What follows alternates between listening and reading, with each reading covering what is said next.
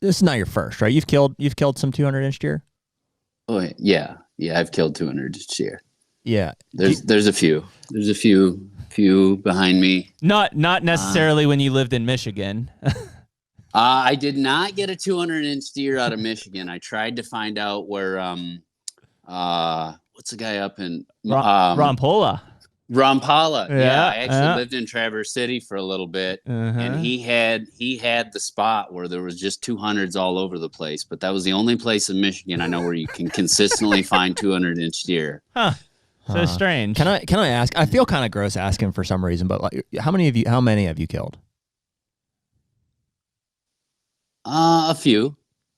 Okay. You don't have to answer. And then there's some that are very probably close, maybe a little bit over. Yeah. And like we were talking about earlier, I'll let my buddies score them, and I never score them. So yeah. Several. It's nothing like your last guest a couple weeks ago. No, like Spook. Whatever he says, 20 or whatever, which I didn't know anything about that. Did you listen to that? He shot 20. Yeah, I actually did. Kind of interesting.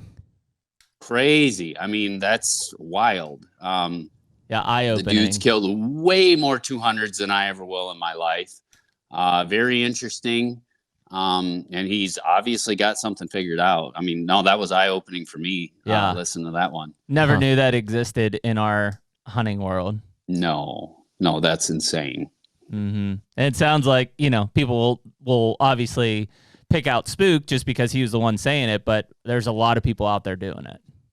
Yeah, I have met, I met a guy who lives underground with this stuff that you'll never see any of the deer. I think he shot maybe 15. Wow. And he's older. And most of his deer were actually from Kansas, before Kansas kind of blew up and had all the attention. And I asked him now, I said, and he still hunts Kansas. He says, it's a lot of the areas, there's a small fraction of how many of the 200-inch deer and the age class that there used to be. But I think he had shot 15. Wow. And up until hearing that podcast, I think that was the most 200s I've ever heard of somebody ever getting. That's crazy. Yeah. I apologize for asking. It's not like it's a just out of curiosity. But it is curious. Yeah. You start hearing about like, for a long time, I was just like, well, Adam Hayes killed 4, and I thought that was, and then Josh Bowmar, you heard, it's like, well, he's killed whatever 6. It is, 5 or 6.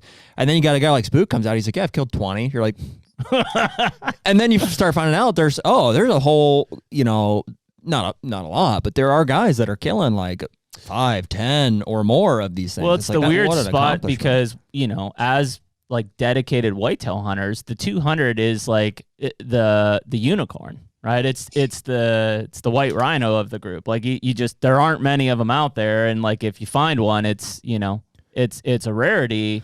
So when you hear somebody like Spook saying, yeah, I've killed 20 plus, or the guy that you just mentioned, Skip, killing 15, it's like, okay, like there's more than I thought, I guess. And I've talked to some of those people on their strategy and how to do it.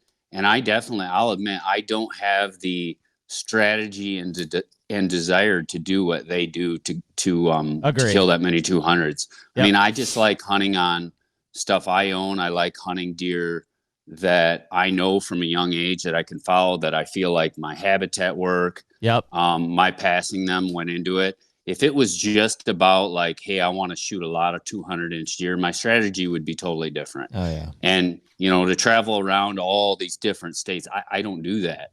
So I'm handicapping myself, but it's just a preference. It's not a right or wrong. I just enjoy my experience with saying, hey, I knew that deer since he was 2 years old a lot of times.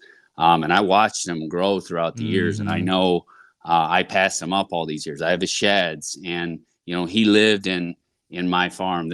That's rewarding to me. But yeah, I definitely don't think I have the most effective tactic. If a guy said, my goal is just to shoot the most 200s or a lot more 200s, I would change my tactic. But that's not what I personally want to do. Well, us either. We talked about it after that. And it's like, with all the respect to what Spook and some of these other guys are doing, Jeremy and I just spoke frankly about like, that doesn't interest us either. Yeah. Mm-hmm. 200-inch deer interest us, obviously, but like if somebody would show me a picture of one and be like, hey, that deer's, or whatever, here he is, and there he is, and I'm like, my first thought is not, how do I get access to go hunt that? It's just like, oh, cool. Yeah, That'll be cool that's awesome for wherever that's at. It's the pursuit of whether it's a 200 or any buck, it's the pursuit of that buck that really is what trips our trigger. So if it's like somebody else found it, I'm going to go there and I'm going to hunt it. Not saying that there's no skill and obviously getting on that deer to then kill it, but it's like, there definitely is. Yeah, but it's to Skip's point, it's like, whether you own the property and farmed it, or you're on public ground and you've just watched them for years and you finally get on. Like did you see Jake Bush killed like a giant 8-point on like Ohio public? He's been after the deer for multiple years. A good deer. That type of hunt, I think, for the three of us is kind of what drives the motor. Yeah. Yeah, I had a chance to hunt probably 260s, maybe 5 years ago. It was on a little farm that a buddy of mine owned. And he liked hunting, but he wasn't eating up with it. And he's like, he wasn't a super, super skilled hunter. So he said, would you help me hang my tree stands? Would you help me do my food plots? Would you help me set it up? And I did. And I wanted him to get that deer. And he's like, well, why don't you come hunt him? I said, I'm not doing it. I'm not. And I did not hunt that deer. I'm like, you go after him. Yeah. You try and chase him. And he put an arrow in that thing in the top of his back and didn't get him out of the tree stand. And I mean, but the other thing, it was on a really small piece of property. And I did know there was probably 12, 15, 20 guys that knew that deer was there. And it was just a massive competition and just this massive pressure to hunt this deer. Yeah. And that was the other thing where I'm like, I don't want to be number 21 of the guys that are chasing this deer. And I did not go out on that guy's farm where I could have to chase that deer. It didn't interest me. But this is personal preference. Yeah. Not right or wrong. That's part of it too, the competition. It's like for the same reason, we just enjoy private land, frankly, and we'll do things, to be able to have that exclusive access. Is like, you don't want to be competing with other guys. You don't want to be running into other guys. And it's not fun. It's just a different element. It's not fun for us, you know? Yeah, it's a completely, like, I think it's just managing expectations. So, like, when we talk about, like, our farms or whether it's Illinois or wherever, or even, like, when we're going out to Iowa to hunt, it's like, yeah, I want to go out there and have an unpressured hunt situation and be one-on-one essentially with the deer.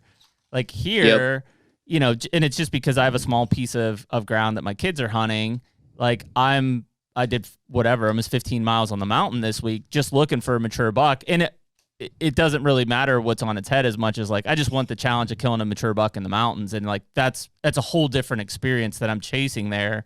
Would I shoot that same deer on, like, my Ohio farm or our Illinois farm? No, probably not. But it's a different type of experience that I'm trying to get throughout the season. Yeah. And I've hunted farms where there's a lot of hunting pressure, there's a lot of competition, but there's good deer. But the hunters start getting into it and they compete with each other and they get ticked off at each other and there's hunter drama.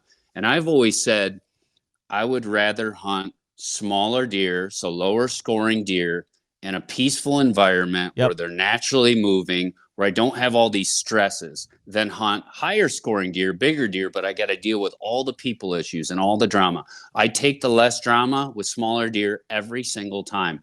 It's about the experience, and it's not about even what, hey, I can post this deer that I shot and he scores a lot. I want the experience, and I want it to be peaceful and relaxing and somewhat natural. So Take me